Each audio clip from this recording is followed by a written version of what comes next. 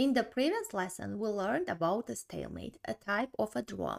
This is when the stronger side make a mistake and accidentally make a stalemate. And if you remember, stalemate is a draw. That is, the game ends in a draw, half a point goes to white, half a point to black. A draw can also be achieved in another way. When the weaker side finds a perpetual check on the opponent's king, that is, the king cannot completely defend from that endless checks, then the game again will end in a draw and the weaker side will save the situation and not to lose. So let's see this in a practice. This position. Black's position is much more better because they have an extra material, the rook and the knight against only one pawn, white's pawn. But here is white's turn and they find a great save. Queen h6 check. Black must defend their king, king g8, and let's continue checking. Queen g5, king h7, queen h5, king g7, queen g5, king h8, queen h6, endless checks, perpetual checks. The next position, again, black's position is much more better because they have an extra material, queen, rook, and the pawn against only one white's bishop.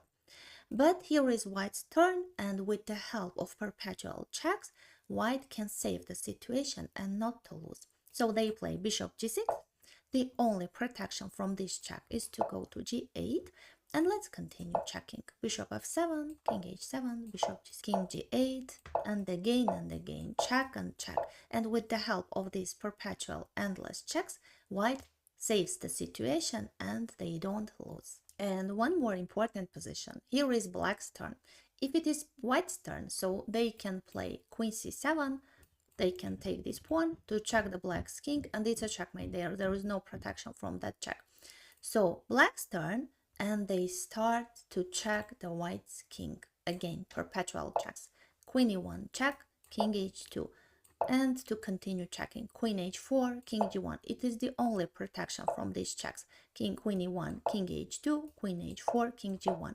But I want to mention an important moment. For example, you can say that why not to check from d4? It is also endless checks, queen h4, king g1, queen d4.